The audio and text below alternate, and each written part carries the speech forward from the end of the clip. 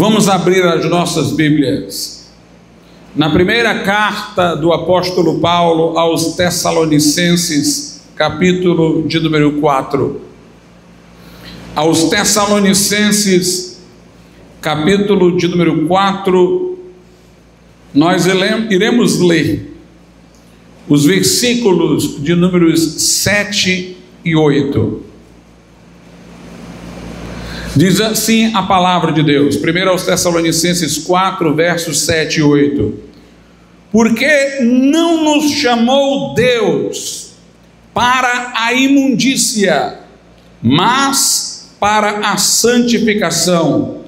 Portanto, quem despreza isto, não despreza ao homem, mas sim a Deus, que nos deu também o seu Espírito Santo. Podeis assentar.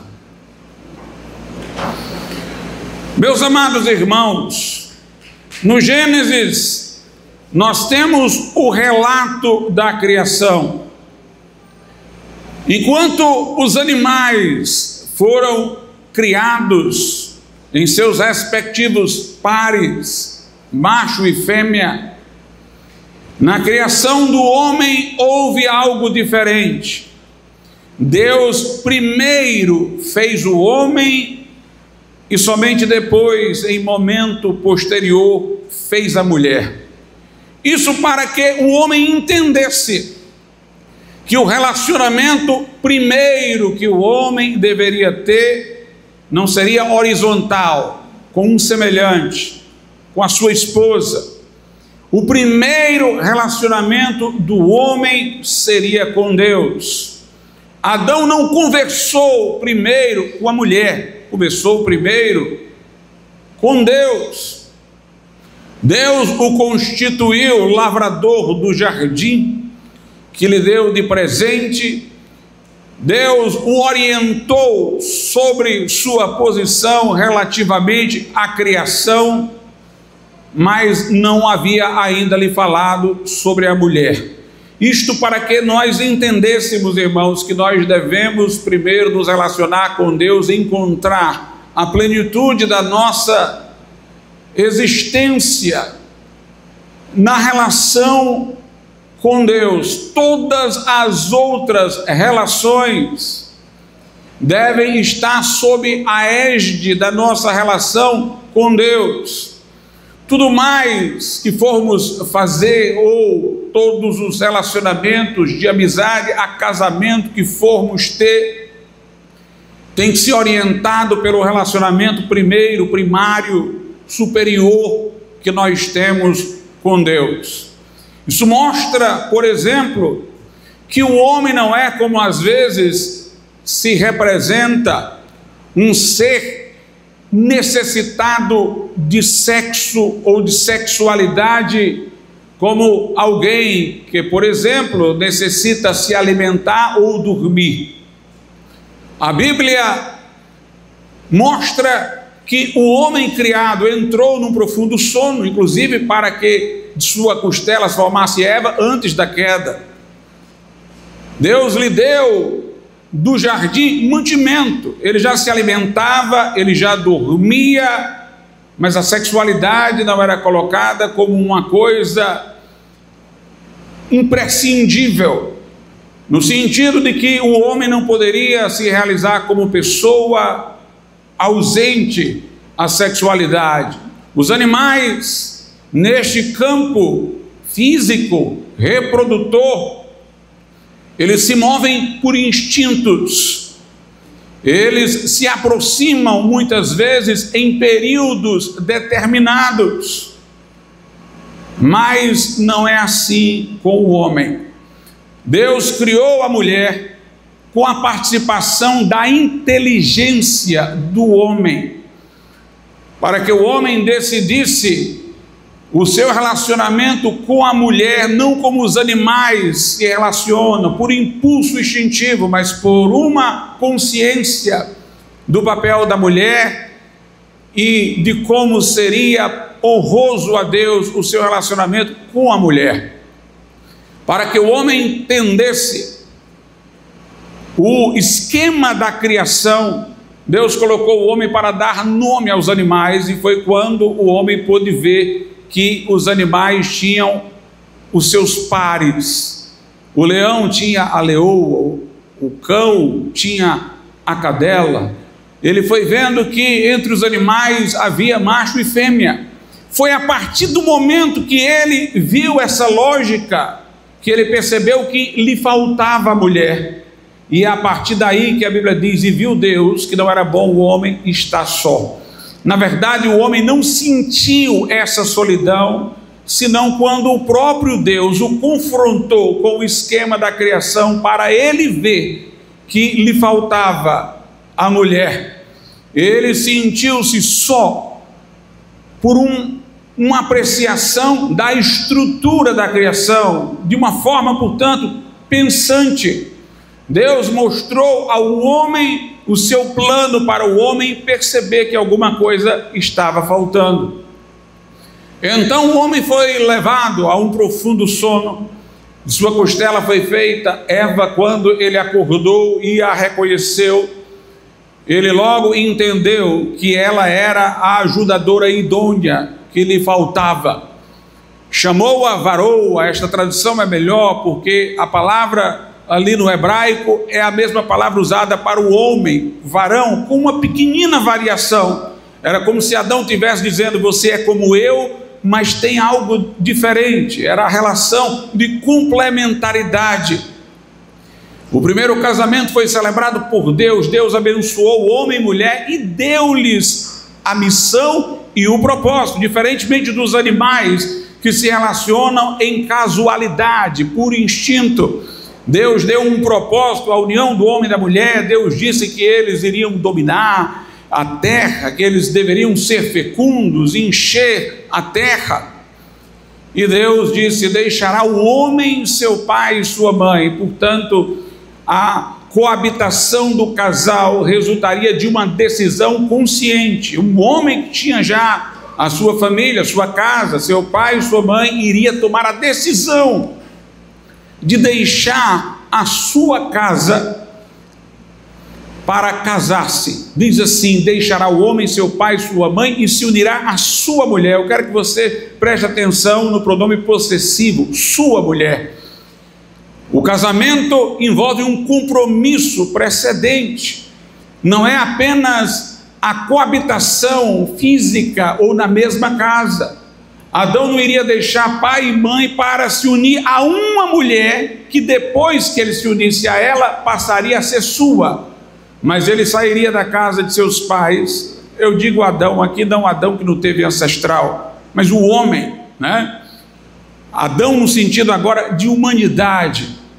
O homem deixaria seu pai e sua mãe para se unir a uma mulher que já era sua antes que ele fosse para lá, sua por um compromisso. Deus está instruindo a Adão qual é a lógica que ele estabeleceu para a criatura humana. Um homem deixará seu pai e sua mãe.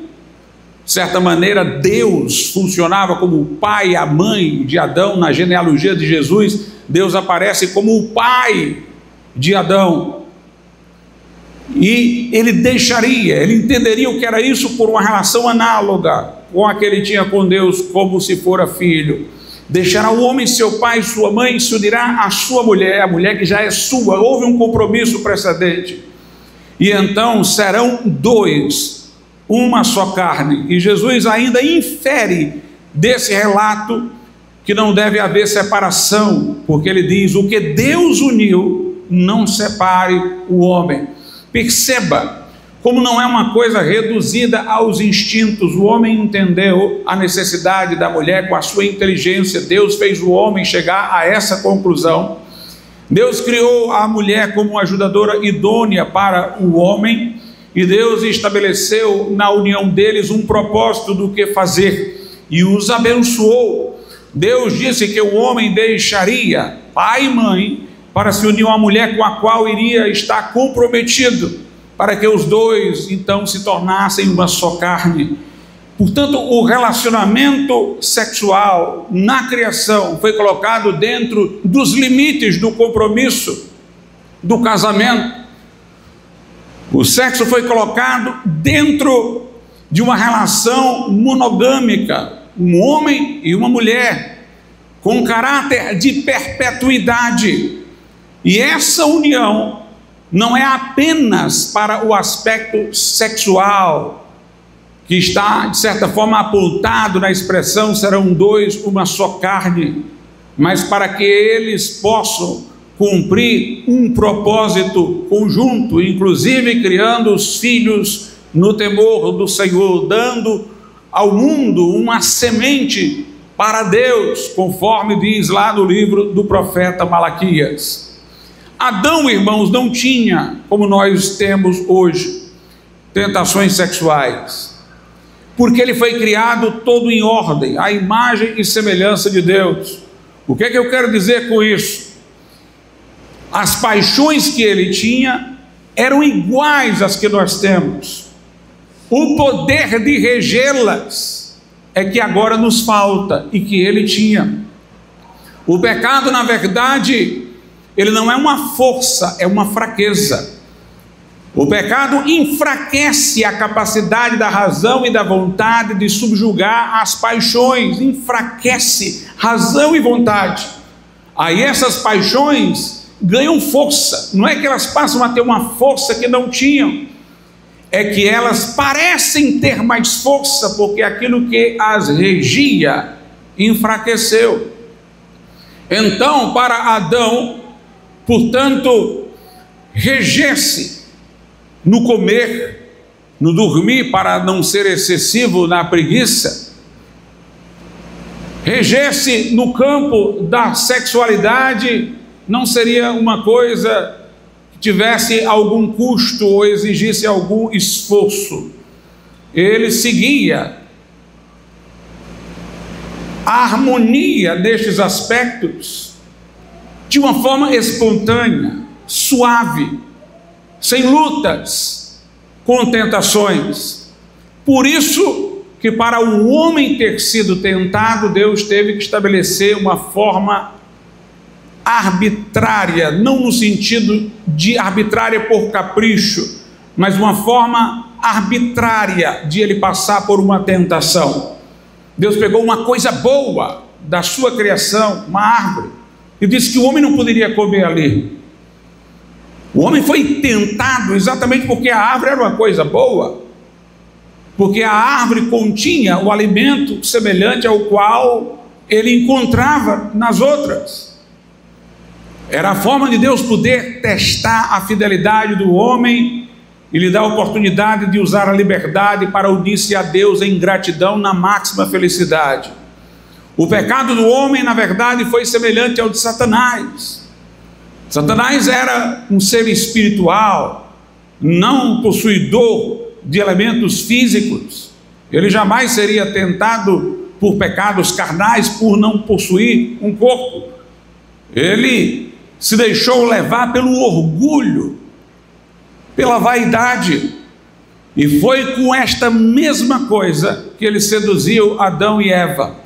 Foi o que ele lançou na mente deles para trazê-los à queda. Estes pensamentos perversos não passeavam pelo coração de Adão e de Eva, mas ele os lançou.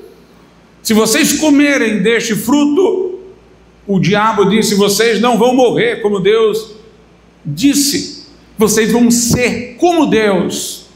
Ou seja, em vez de vocês terem que aprender de Deus o bem e o mal, vocês vão ser como Deus, vocês vão ter o conhecimento de tudo, vão poder andar com autonomia e não sob a direção de Deus. E foi isso que os levou à queda, ter anuído a essa tentação. As primeiras lições que eu quero tomar do relato do Gênesis é que o sexo não é uma coisa incontrolável, é que Deus planejou o sexo não para nós vivenciarmos como os animais no nível dos instintos e da casualidade, mas nos dotou de sexualidade para o casamento e para propósito. E meus irmãos, quando Adão caiu, veio a corrupção. Note, corrupção da natureza. Corromper uma coisa é degradá-la, enfraquecê-la, corroê-la. Na verdade, o domínio que o homem tinha pela vontade e pela razão, a virtude de vis, força que o homem tinha para subjugar as paixões, é que degenerou. E as paixões entraram em desequilíbrio. E aí o homem passou a ter impulsos desequilibrados para comer, para dormir, para a sexualidade, passou a ser tentado para dar vazão a excessos nessa área, a violar os limites que Deus estabeleceu para que cada coisa devesse ser usufruída. Através da salvação que temos em Jesus, nós recebemos o Espírito Santo. Quando nós entregamos nossa vida a Cristo, o Espírito Santo vem residir em nós, passamos a ser templo do Espírito Santo. Ele nos regenera, nos vivifica, nos santifica. O Espírito Santo dá poder à nossa vontade enfraquecida para subjugar a carne. Dentro do crente milita a carne contra o Espírito. Se você andar no Espírito, se você deixar-se subjugar pelo Espírito, a carne não vai ter vez. A Bíblia diz: andai no Espírito e não te satisfareis a cobiça da vossa carne. Mas quando você não está andando convenientemente no Espírito, a carne ganha força. E as tentações se tornam mais fortes e mais intensas. Por isso, meus amados irmãos, o crente pode viver diferente do homem incrédulo. O homem incrédulo não tem o Espírito Santo. Ele está à mercê de uma vontade enfraquecida e degenerada, que faz projetos de mudança, mas não consegue executar. Pela lei do entendimento, o homem natural reconhece altos valores, mas ele os trai na sua conduta diária. E quando entra na moralidade, ele se torna hipócrita, defende altos valores, mas ocultamente os transgride. Mas nós temos o poder de andar em novidade de vida. O pecado não terá domínio sobre vós, diz Paulo aos Romanos, capítulo 6, porque não estáis mais debaixo da lei, mas debaixo da graça. Jesus disse: se o Filho de Deus nos libertar, verdadeiramente sereis livres. João diz: aquele que é nascido de Deus não vive pecando, não vive na prática do pecado. E nós temos na Bíblia inúmeras passagens que mostram que é nessa área específica sexual que nós podemos mostrar uma grande diferença do homem incrédulo. Porque o impulso sexual tornou-se, por enfraquecimento da razão e da vontade, o mais forte de todos nos homens caídos. A Bíblia Sagrada em Romanos 1 fala da depravação dos gentios. Nem tinham a lei mosaica, que pela ameaça continha muitas expressões de pecado do povo judeu, e eles tinham deuses que eram convenientes com sua vida dissoluta. E a Bíblia, quando vai destacar o grau de perversão moral nesta área dos gentios, mostram como eles não apenas perverteram o sexo, mas perverteram a sua própria natureza, se relacionando de maneira contrária a ela. Romanos 1:26 diz assim, falando dos gentios, dos incrédulos pagãos: por isso Deus os abandonou às paixões infames, porque até as suas mulheres mudaram o uso natural no contrário à natureza, e semelhantemente também os homens, deixando o uso natural da mulher, se inflamaram em sua sensualidade uns para com os outros, homens com homens, cometendo torpeza. Note como a Bíblia usa uma linguagem forte: e recebendo em si mesmos a recompensa que convinha ao seu erro. E como eles não se importaram de ter conhecimento de Deus, assim Deus os entregou a um sentimento perverso para fazerem coisas que não convêm. Nem todas essas pessoas eram exclusivamente sodomitas. Algumas delas praticavam fornicação, relacionamento com mulher inadequado, mas estavam à procura de tantas invenções que alternativamente chegavam à sodomia. A Bíblia Sagrada diz lá em Efésios o seguinte, Efésios capítulo de número 4, a partir do versículo de número 17, diz assim: e digo isto e testifico no Senhor, para que não andeis mais, note, como andam também os outros gentios, não andem como eles, na vaidade da sua mente, entenebrecidos no entendimento, ou seja, com trevas no entendimento, separados da vida de Deus pela ignorância que há neles, pela dureza do seu coração, os quais, havendo perdido todo sentimento, ou seja, todo sentimento de vergonha, se entregaram à dissolução, para com avidez cometerem toda a impureza. Mas vós não aprendestes assim a Cristo, se é que o tendes ouvido e nele fostes ensinados, como está a verdade em Jesus. Portanto, diz aqui o apóstolo: não andem mais como vocês andavam, não vivam mais como os gentios. Eles viviam aquela vida, eles vivem aquela vida, porque eles estão com trevas no entendimento, são separados da vida de Deus pela dureza de seus corações. Mas vocês aprenderam a Cristo, vocês renasceram, vocês tiveram uma experiência transformadora. Aqui em Efésios, no capítulo de número 5, veja o que a Bíblia Sagrada diz a partir do verso de número 2: e andai em amor, como também Cristo nos amou e se entregou a si mesmo por nós em oferta e sacrifício a Deus em cheiro suave.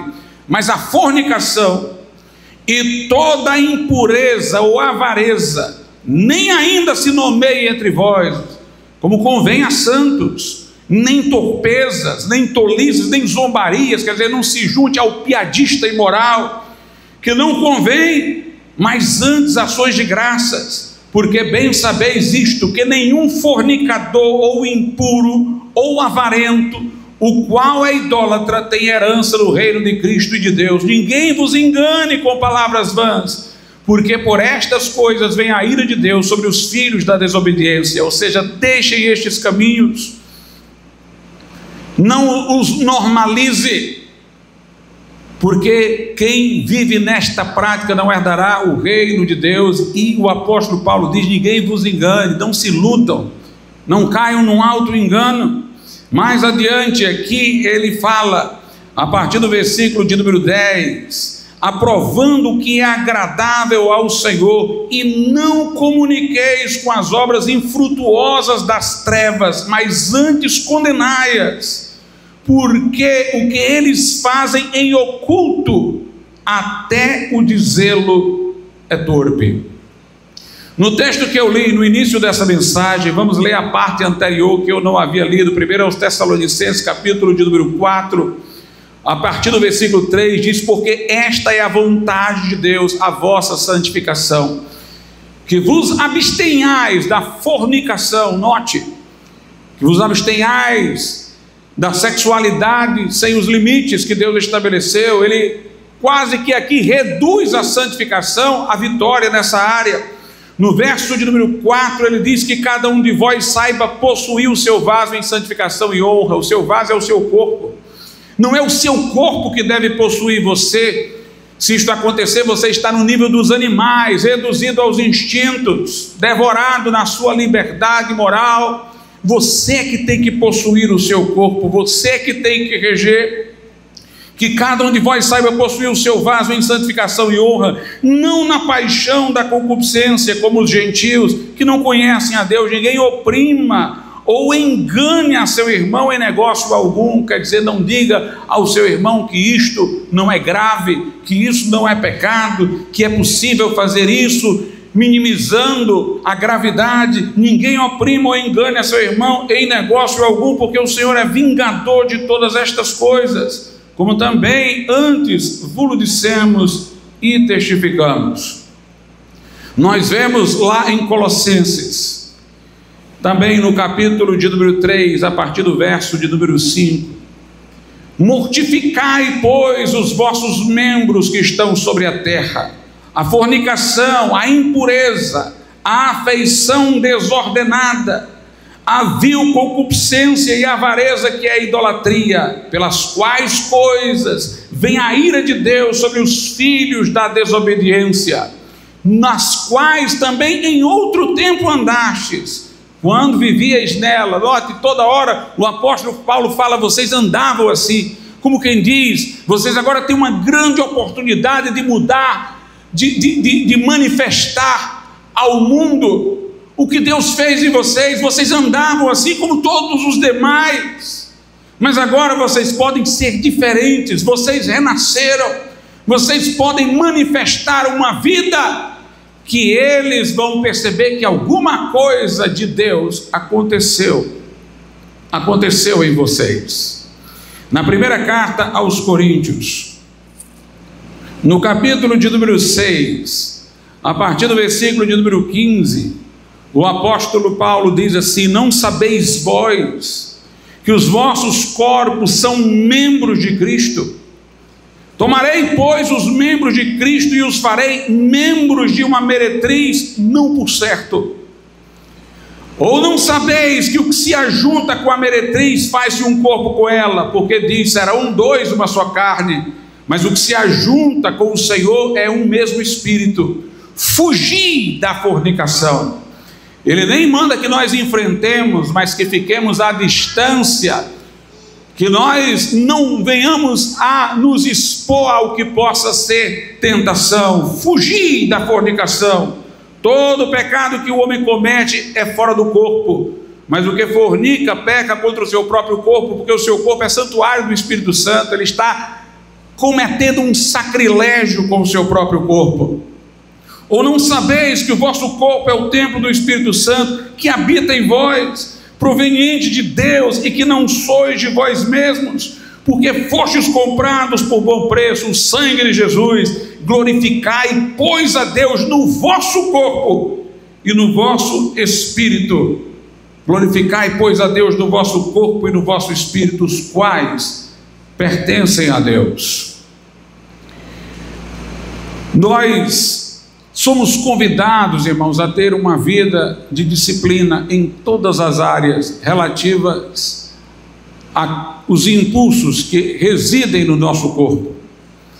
E maximamente nessa área, na primeira carta aos Coríntios, capítulo de número 9, a partir do versículo de número 24, veja o que o apóstolo Paulo fala: não sabeis vós que os que correm no estádio, todos na verdade correm, mas um só leva o prêmio? Correi de tal maneira que o alcanceis.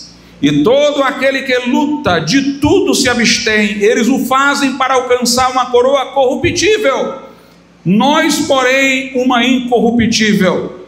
Pois eu assim corro, não como a coisa incerta, assim combato, não como batendo no ar, antes subjugo o meu corpo e o reduzo à servidão, para que, pregando aos outros, eu mesmo não venha de alguma maneira a ficar reprovado ou desqualificado para a coroa, que é o galardão.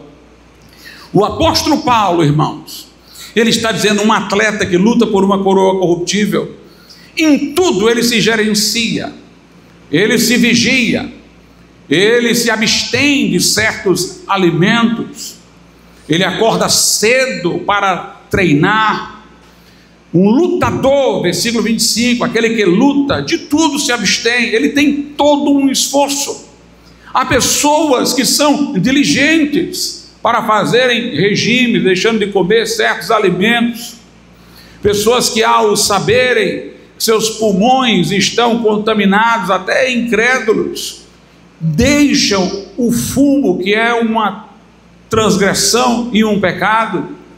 Pessoas mesmo neste mundo, para alcançar um propósito temporal, melhorarem sua saúde, conseguirem um prêmio, elas se administram, irmãos. E nós temos que nos administrar também nesta área em particular. Quando meu pai fez uma cirurgia cardíaca e colocou ponte safena, eu lembro-me, minha mãe disse assim: meu filho, seu pai vai ter uma série de limitações na comida, Ele agora vai ter que comer somente carne branca, vai comer peixe, nós vamos tirar o sal, vamos colocar verdura, as sobremesas vão estar ausentes, vamos comer fruta. E ela disse: eu queria que isso fosse para todos nós, para nós podermos ajudá-lo, para facilitar para ele não ter diante dele uma coisa que ele não pode comer, vendo o outro comer. E meus irmãos, naquele tempo eu mudei os meus hábitos alimentares, por causa do meu pai. Eu não gostava de peixe, eu só comia carne vermelha, mas hoje eu dificilmente como carne vermelha, eu como peixe todo dia, o mesmo prato todo dia, irmão, todo dia em casa, arroz, peixe e verdura, sem sal. Quando bota muito sal eu acho esquisito, quando tem muito molho eu acho esquisito, quando não é aquela posta de peixe eu acho esquisito, porque o meu paladar foi adaptado a isso. O meu paladar foi adaptado a isso. Eu gostava muito de chocolate nesse tempo, eu tive que abrandar o chocolate. Hoje eu como normalmente frutas depois que eu almoço. Nesse tempo eu aprendi e o meu paladar se adaptou. Houve uma dificuldade no começo, eu senti dificuldade, até aquilo ali se tornar um hábito, e um hábito se tornar uma virtude, uma capacidade de autorregência. Por que eu estou dizendo isso? Algumas pessoas são fortemente tentadas nessa área sexual em relação à pornografia, por exemplo, com os olhos.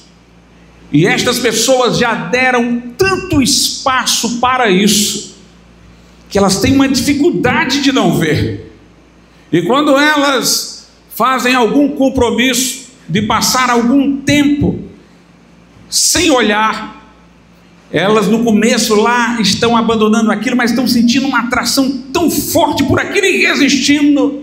E aí o diabo vem colocar no ouvido delas: você quer viver a vida toda assim? Vai viver a vida toda nessa resistência, nessa luta? Como é que você vai aguentar isso ao longo de anos? E a pessoa desiste de lutar e se entrega. Mas eu quero dizer uma coisa, irmãos, você não vai lutar assim por anos, não. Como eu disse, eu tive que lutar para mudar os meus hábitos alimentares, mas quando eu os mudei, hoje é fácil comer aquilo ali e deixar de comer o que eu comia, porque eu mudei os meus hábitos. Se você resistir por um tempo, que vai lhe trazer muitas lutas, se você tiver dado espaço para isso, depois de um tempo de lutas, aquilo vai se incorporando num hábito e vai se tornando um poder de vencer. É como uma desintoxicação de uma coisa que está dentro de você. Mas você vai ter que fazer o que diz o apóstolo Paulo: eu subjugo o meu corpo, eu reduzo o meu corpo à servidão. Se pessoas fazem isso por uma coroa corruptível, eu farei por uma coroa incorruptível.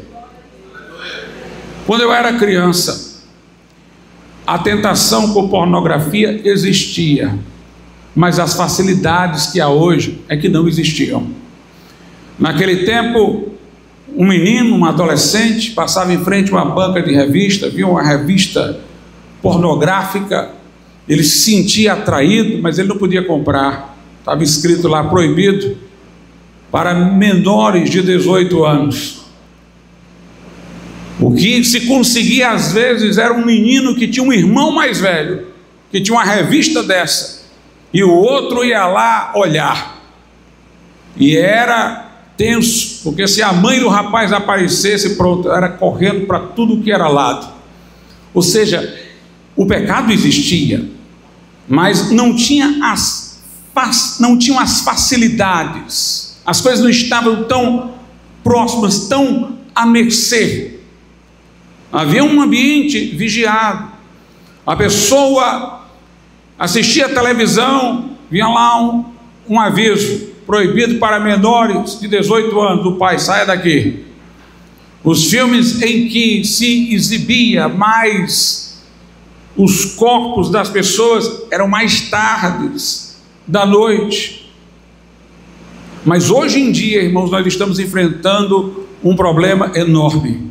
A pornografia prolifera como nunca entre adolescentes, entre jovens, porque ela está no celular, porque ela é fácil de ser encontrada.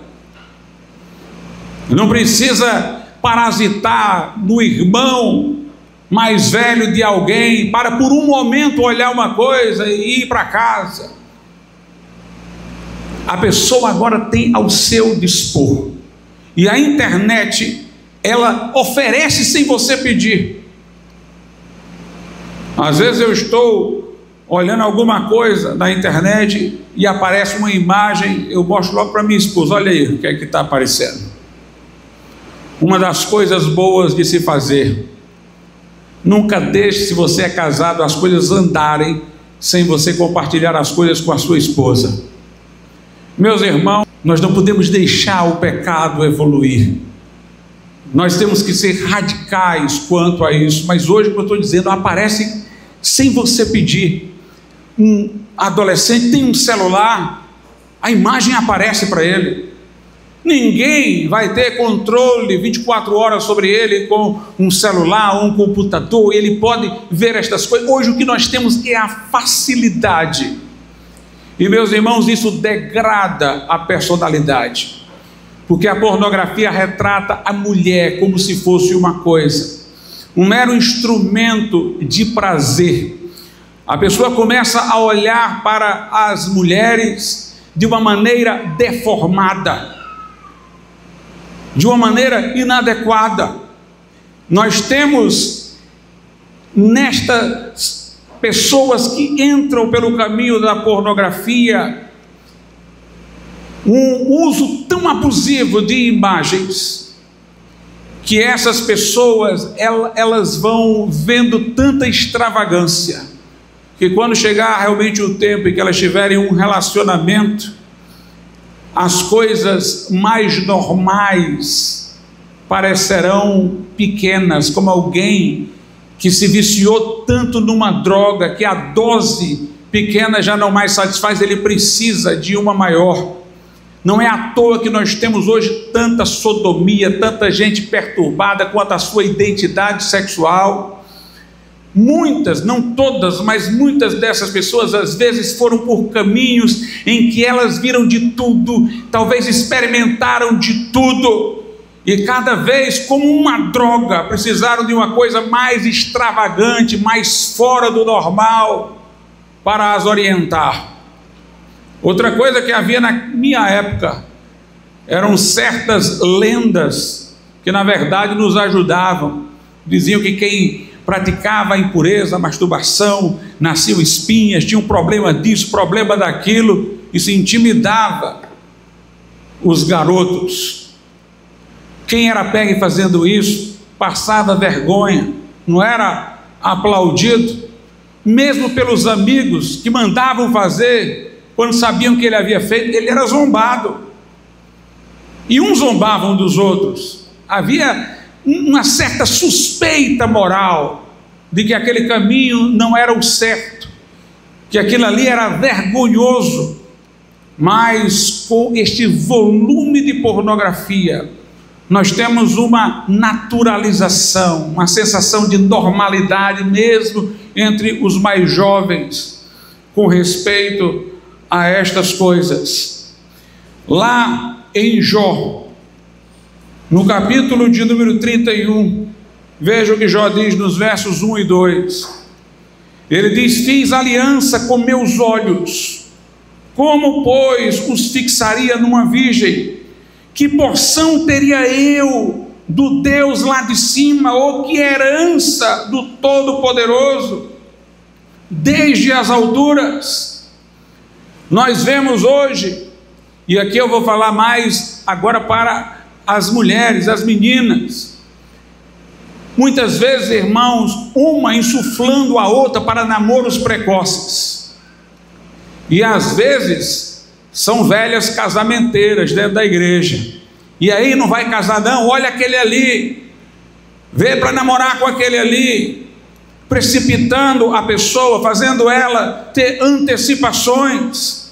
A Bíblia Sagrada diz lá em Cantares, no capítulo 8, versículo de número 4: conjuro-vos, ó filhas de Jerusalém, que não acordeis, nem desperteis o meu amor, até que queira. Tudo tem o seu tempo, não deve ser instigada as coisas com relação a isso. Nós percebemos, irmãos, também muito hoje, como resultado da pornografia, a prática da masturbação. Alguém diz: pastor, isso está na Bíblia? Isso aparece na Bíblia? Aparece com o nome de impureza. Impureza.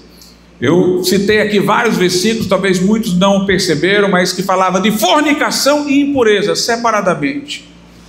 A fornicação, sexo antes do casamento. A impureza é o quê? A impureza não é só o desejo de fazer coisas erradas, não, isso é a lascívia. Veja o que a Bíblia Sagrada diz em Gálatas sobre as obras da carne.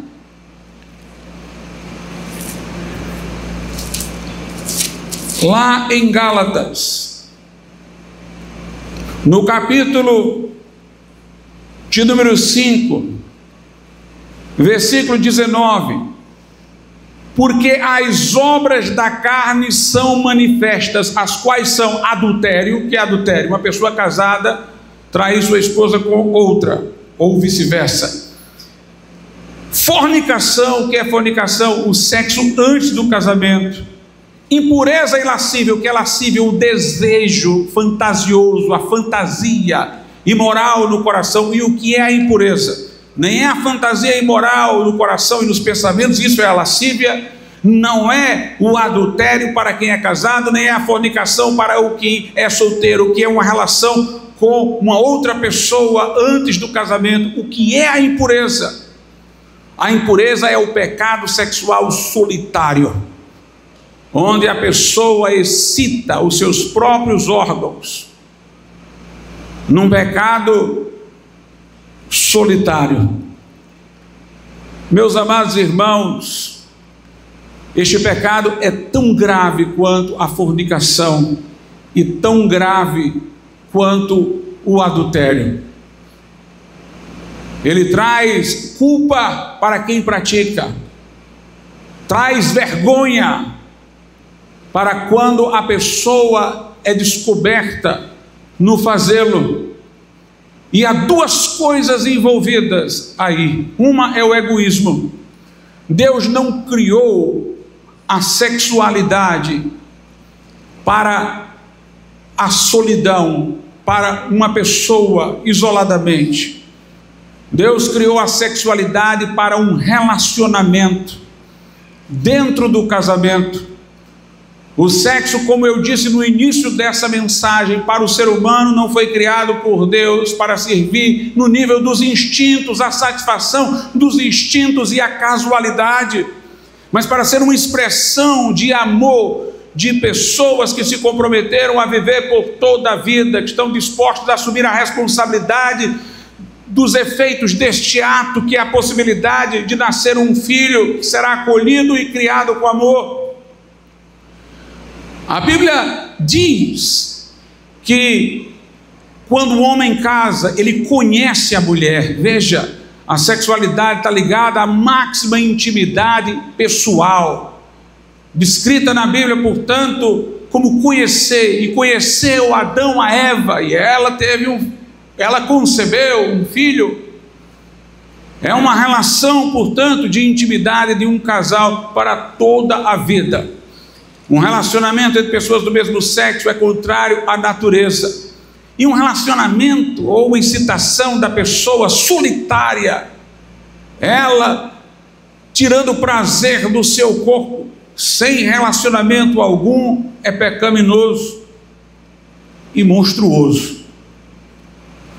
E portanto alguma coisa que deve ser rejeitada e não praticada.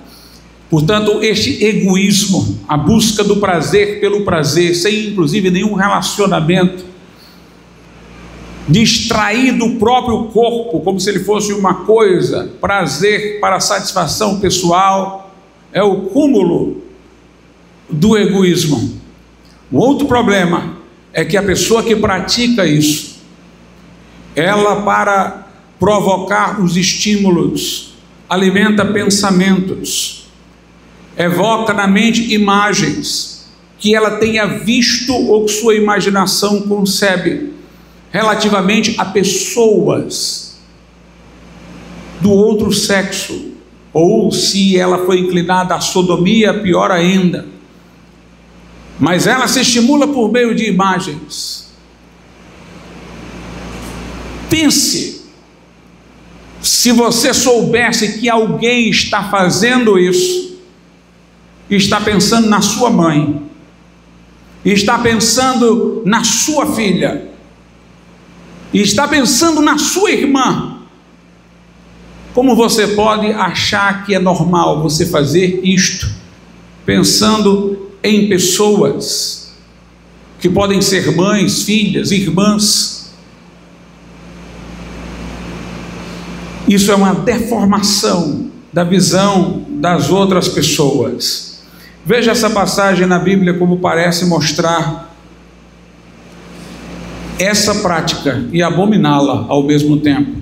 Lá em Mateus, no capítulo de número 5, diz assim a palavra de Deus. Mateus 5, versículos 27 e 28, primeiramente. Ouvistes que foi dito aos antigos: não cometerás adultério. Eu, porém, vos digo que qualquer que atentar numa mulher para a cobiçar, já em seu coração cometeu adultério com ela. Então o adultério não se comete apenas pelo agir, mas pelo pensar. Jesus disse: ouviste que foi dito, não cometerás adultério, mas eu digo que se você olhar para uma mulher e desejá-la inconvenientemente, você já cometeu adultério com ela. Mas veja o que ele segue dizendo: portanto, se o teu olho direito te escandalizar, o olho por onde ele deve ter olhado para essa mulher, trazido a imagem dela para os seus pensamentos, portanto, se o teu olho direito te escandalizar, arranca-o e atira-o para longe de ti, pois te é melhor que se perca um dos teus membros do que seja todo o teu corpo lançado no inferno. Agora veja o verso 30: e se a tua mão direita te escandalizar, corta e atira para longe de ti, porque te é melhor que um dos teus membros se perca do que seja todo o teu corpo lançado no inferno. Ele associa essa cobiça da mulher que não é a sua com os olhos e com a mão direita. Nós estamos vendo, portanto, um cenário em que se traz a imagem de alguém que está praticando impureza, não somente cobiçando com os olhos, mas de alguma maneira utilizando suas mãos, seja um homem, seja uma mulher, para provocar em si mesmo ilicitamente o prazer. Para que alguém consiga vencer tudo isso, primeiro tem que ver a gravidade do pecado. É grave. Não pense em deixar de praticar estas coisas devagarzinho. Eu faço isso com certa frequência, eu vou diminuir até deixar. Não, você não vai conseguir assim. Imagine um alcoólatra, eu dizendo para ele: em vez de você beber uma garrafa por dia, você vai beber só um copo. Ele não vai deixar nunca de ser alcoólatra. Por isso que Jesus disse para tomar uma decisão radical: se o teu olho te escandalizar, arranca-o e lança para longe de ti. Se tua mão direita te escandalizar, arranca e lança para longe de ti. Quer dizer, tome uma atitude radical. Isso não se vence em etapas. Se vence você abominando o que está fazendo, se envergonhando do que tem praticado, reconhecendo a gravidade do pecado e tomando uma posição radical em relação a tudo isso. A Bíblia Sagrada diz, irmãos, lá em 1 Timóteo, capítulo de número 5, o seguinte: 1 Timóteo capítulo 5, versos 1 e 2: não repreendas asperamente o ancião, mas admoesta-o como a pai, aos moços como a irmãos, as mulheres idosas como a mães, as moças como a irmãs em toda pureza. Eu tenho que olhar para as jovens como se fossem minhas filhas. Você jovem tem que olhar para outra jovem como se fosse a sua irmã, e não um instrumento que você coloca na mente para lhe provocar um prazer egoísta. Nós temos que manter esta visão sadia das pessoas, e não uma visão que as degrada. As idosas como mães, os mais velhos como pais, os moços e as moças como irmãos e irmãs. O pecado sexual, irmãos, ele endurece o coração, porque a pessoa que o pratica, costumando ocultá-lo, ela cai na hipocrisia. E aí, com a hipocrisia, o coração dela vai se endurecendo cada vez mais. E quando nós examinamos as grandes tragédias, os crimes mais brutais, nós vemos que tem algum elemento passional e sexual envolvido. É o homem que mata a mulher porque a viu traí-lo, porque ela não lhe quer mais. É o pai que mata a filha porque ficou incumbido de criá-la e ela vem de um outro relacionamento que ele teve, que não é desejado pela nova companheira dele. Nós vemos como coisas terríveis são feitas, começando tudo com a sexualidade. Nós temos exemplos na Bíblia. Davi, meus irmãos, aquele rapaz tão temente a Deus, que quando nós lemos sobre sua vida no início, temos um afeto tão grande por ele, como ali ele corajosamente não aceita que o gigante Golias fale contra o nome do Senhor, repreende os outros porque não tem coragem, diz: eu vou enfrentar este Golias, eu vou derrotá-lo. Nós admiramos ali o pequeno Davi em sua ousadia, ele dizendo: olha, quando o leão viu pegar uma das minhas ovelhas, eu recebi a força do Senhor, vencia o urso e o leão. Está lá ele diante de Golias: tu vens a mim com a espada, a lança, o escudo, eu vou a ti em nome do Senhor dos Exércitos. Derruba o gigante Golias. E nós temos toda aquela admiração por Davi. Quando ele tornou-se rei, ele era um general, ia à frente dos seus soldados à batalha, mas depois ficou acomodado. E um dia os seus soldados foram à batalha e ele ficou em casa. Comeu, foi dormir no ócio enquanto outros estavam pelejando. E ele viu uma mulher tomando banho. Ele desejou-a, pediu que a trouxessem ao seu palácio, seduziu-a, teve relações sexuais ilícitas com ela. Ela depois ficou grávida, e ele então quis escapar da vergonha de ter engravidado uma mulher já casada, mandou trazer o esposo dela do campo de batalha para ficar em casa com ela, se relacionar com ela. E aí ele pensar que ele era o pai, o autor da gravidez. Trazem o soldado, mas o soldado é tão responsável que ele diz: eu não vou ficar com a minha mulher enquanto os outros estão no campo de batalha. Davi vai ficando cada vez mais maquiavélico, e ele diz para os outros soldados: deixa então ele ir para o campo de batalha, mas quando ele chegar adiante, vocês recuam para ele ficar vulnerável e ser morto. E aí, quando a gente pensa, aquele Davi tornou-se esse Davi, para encobrir, irmãos, ele matou um homem que o servia, um homem que era leal a ele.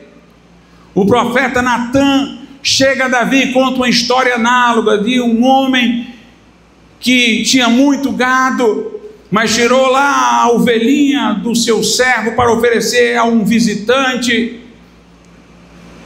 Quando ele conta a história, Davi fica indignado e diz: quem é este homem? Este homem deve ser punido, deve morrer. Natã diz: este homem és tu. Ele estava tão cego, irmãos, que ele ainda mantinha um senso moral para as outras coisas. Ele conseguia ainda fazer julgamentos morais para os outros, mas estava endurecido quanto a ele. E ele diz: pequei contra o Senhor, e se arrepende.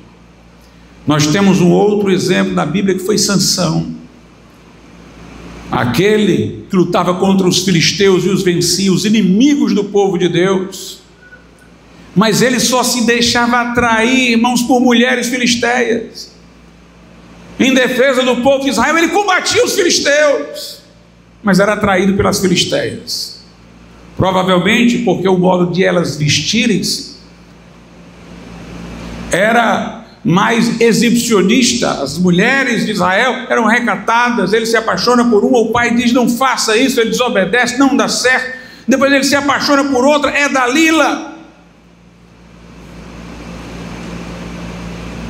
Ele precisa ter a pessoa que ele imagina, e ela foi o desastre para ele. Mas ele teve ainda uma última chance de, perdendo a vida, fazer alguma coisa boa, derrubando as colunas e fazendo muitos filisteus tombarem no final. Mas teve os olhos vazados, foi humilhado, chicoteado. Nós temos os filhos de Davi, Amnon e Tamar. Eram filhos de Davi, mas de esposas diferentes. E Amnon, que era um homem, se afeiçoou a Tamar. Ele desejava, ele nem tinha convivência com ela, mas ele desejava a irmã, meia-irmã, num ímpeto maligno sexual enorme. E aí um parente dele deu um conselho macabro para ele, disse: olha, para de comer, tu vai emagrecer, teu pai vai pensar que tu está doente, tu fica na cama. E diz: meu pai, eu estou doente, eu quero que minha irmã Tamar venha me cuidar. E ele faz isso. Quando Tamar vai lá, ele a puxa, e ela diz: não faça isso, você vai ser reputado como louco em Israel, e eu vou levar uma vergonha permanente. Mas ele está naquele impulso enorme, força a irmã. E segundo a Bíblia, depois que isso termina, ele enoja a irmã, ele expulsa ela do quarto, porque na verdade não era amor, era uma obsessão sexual, que depois do acontecimento gerou foi desprezo. Este homem termina sendo morto por Absalão, que é o irmão dela. E dentro da casa de Davi há profunda tristeza, da parte de Davi profunda ira por tudo o que aconteceu, porque um homem não se conteve, não se administrou, não se regeu. Há duas passagens na Bíblia que são lição para nós, para a nossa vitória. Uma delas está em Romanos, no capítulo de número 13. Romanos 13, versículo 14.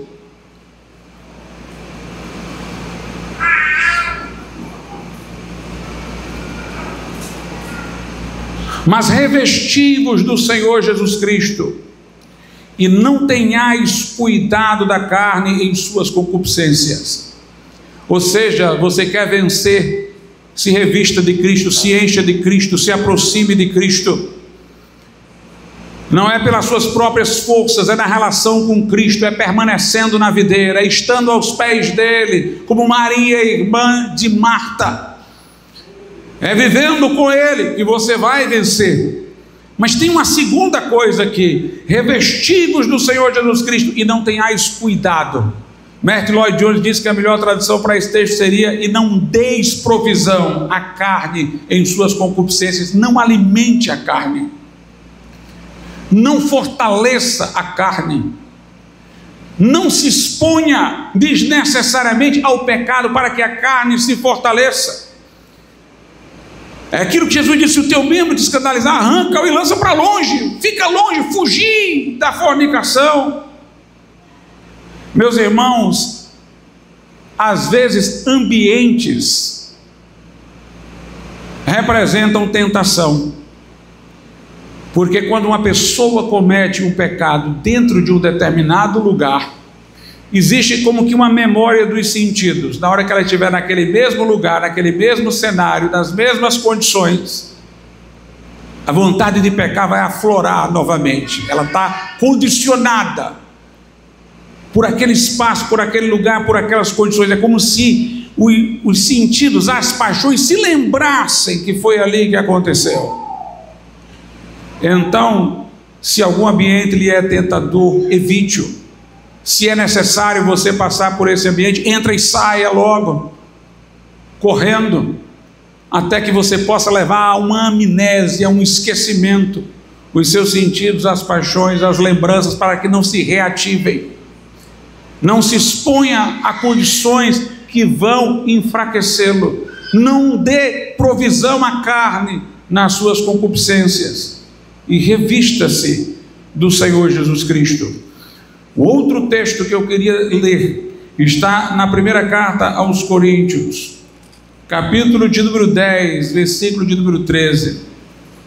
Não veio sobre vós tentação senão humana, mas fiel é Deus, que não vos deixará tentar acima do que podeis. Antes, com a tentação, dará também o escape, para que a possais suportar. Pense nisso. Nenhuma tentação vem de Deus. Toda tentação é do próprio homem, o homem engodado pela sua própria concupiscência. Deus, entretanto, é fiel, e Ele não deixará que a tentação sobre um crente vá além do que ele possa suportar. Antes, com a tentação, junto com ela, Ele vai dar o escape. Quando a tentação acontecer, lembre-se: Deus que permitiu a tentação enviou o escape. Procure o escape, ele está lá, para você usá-lo, sair e vencer. Meus irmãos, lá em Corinto, muitos irmãos estavam fracassando nessa área, mas Paulo os advertiu. Nós vivemos num tempo extremamente cheio de sensualidade em toda parte. Eu fico imaginando os conselhos de Paulo para o celibatário, como seriam vistos no mundo de hoje, porque pessoas parecem nem acreditar mais que alguém possa ser um celibatário por causa desse ambiente contaminado. Mas essa é uma grande oportunidade para nós, para mostrarmos que nós não andamos como os gentios, que nós não vivemos mais nestas coisas em que outrora pudéssemos ter vivido, que somos novas criaturas, que temos em nós o Espírito Santo, que Ele habita em nós, e que a santificação que Ele nos dá nos faz estarmos livres da imundícia. Vamos ficar de pé.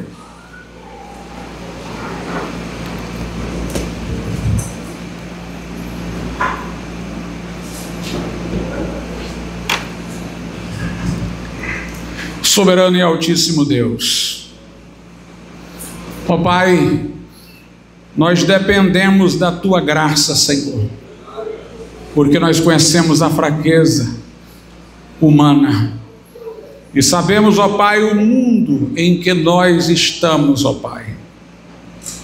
Que o Senhor, meu Deus, possa fazer com que jovens sejam diligentes, firmes, que tomem uma decisão, meu Deus, firme, de não manterem-se num caminho, meu Deus, que polui a mente, que endurece o coração, que degrada os relacionamentos, ó Pai, que mergulha na impureza e afasta de Deus. Que Teu Santo Espírito traga a contrição, o arrependimento, o quebrantamento, ó meu Deus, a consagração e a entrega. Fala, meu Deus, com cada um nessa noite. Nós te pedimos, em nome de Jesus.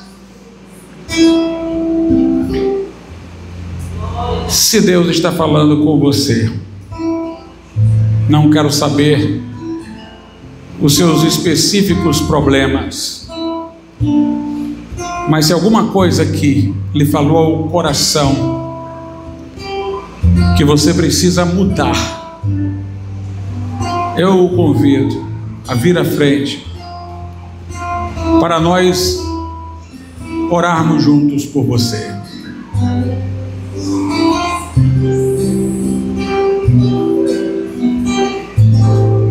Venha firme para lançar para longe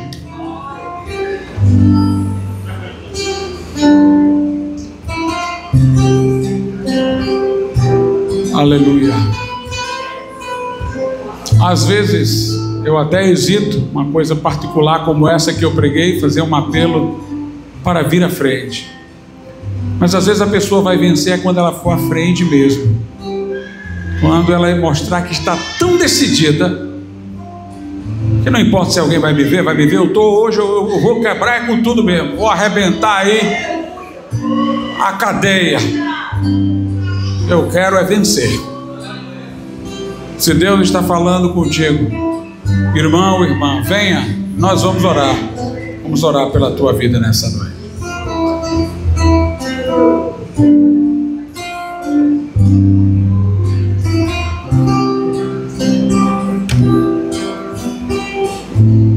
Soberano Deus e nosso Pai, olha, meu Deus, para aqueles que vieram, olha, meu Deus, para outros que não estão aqui.